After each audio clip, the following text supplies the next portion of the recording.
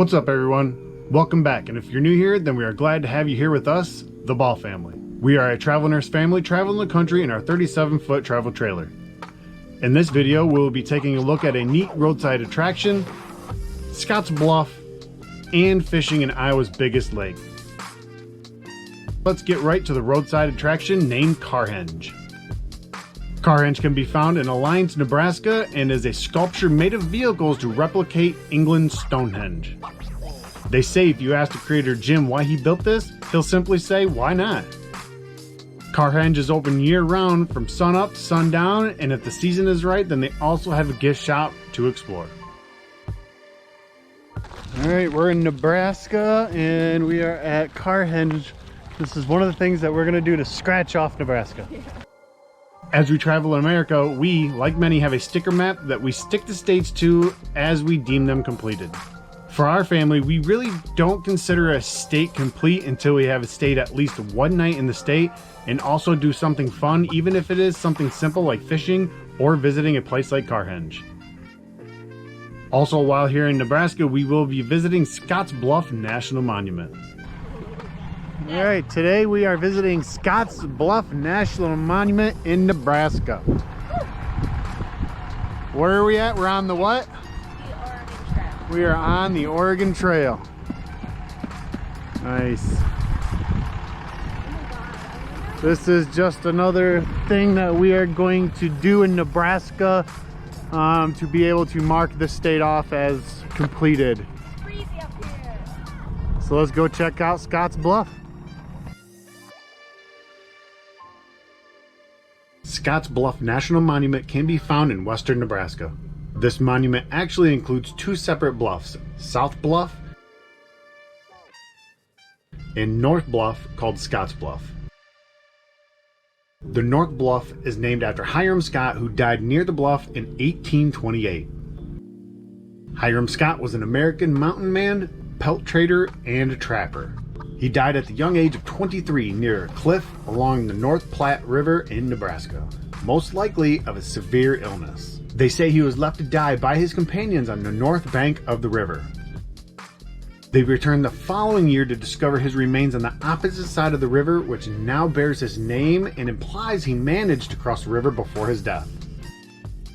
This bluff served as an important landmark for the Oregon Trail, California Trail, and also the Pony Express Trail. Scotts Bluff was the second most referred landmark on the Emigrant Trail and Pioneer journals and diaries. Local Native Americans called it the hill that is hard to go around. Scotts Bluff was super fun and very educational stop for the entire family. If you get a chance, we suggest you go experience Scotts Bluff National Monument for yourself. As we were passing through Nebraska, we found this free campsite in the city of Bayard that provides you with electric and water for free. Now, spots are limited, but let's take a quick look at that. All right, what's up, you guys? This little city park has been amazing. Like I said, we have electric, we have water. It is free. Let's see, free for first 2 days, no charge. Additional $10 per day could be picked up down the road. And there it is. We are going to be leaving here and heading further north. Man, this was an awesome spot. Thank you, City of Bayard. After spending 2 days in Bayard and visiting Scotts Bluff, we continued our journey and entered Iowa. Here in Iowa, we stayed at Elk Rock State Park, which is located on Iowa's biggest lake, and caught some fish, then some rest. We're in Iowa. Where are we? What's this place called? It's a city park or a state park? Elk Rock State Park. Elk Rock State Park in Iowa.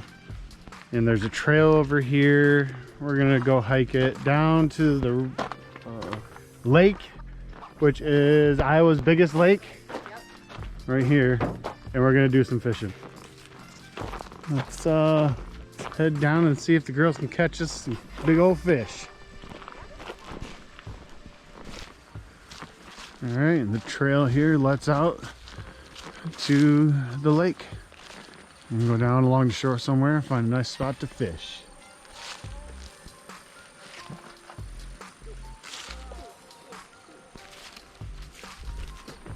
Now let's go find somewhere awesome to fish. Whoa, look at that! Look at that! Big old eagle just flew out from above us.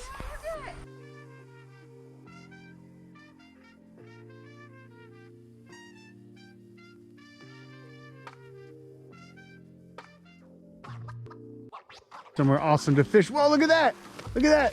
Big old eagle just flew out from above us. Look at it. Oh, it's a bald eagle. Yeah, big old bald eagle. Oh, you see that, Isla? Yeah. Wow. Dude, he was sitting right up here. That sounded so crazy. That's awesome. That's awesome. Giant bald eagle.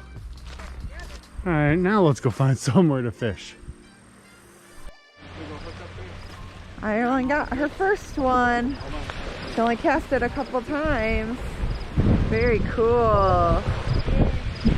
Hey, hang on, let me get a little closer. Yeah, I gotta get a picture too. Just casting and reeling. Yeah. Oh, look at that. It was a windy day for fishing, but the girls still managed to catch a couple fish that day. After fishing and some rest, we then continued our trip back to Ohio for 2 weeks to see family, take care of some things that needed done, and even get some trick-or-treating in. When our time here in Ohio is complete, we will then be going back to Arizona for the winter and a nursing contract. Be sure to be on the lookout for our travels after our Arizona contract because we are heading to the East Coast. We will be spending some time in Maine for our next contract and then be traveling the East Coast all the way down to the Keys. That whole trip will be packed with first-time experiences for us and we cannot wait. We appreciate you guys spending your time with us and we'll see you next time.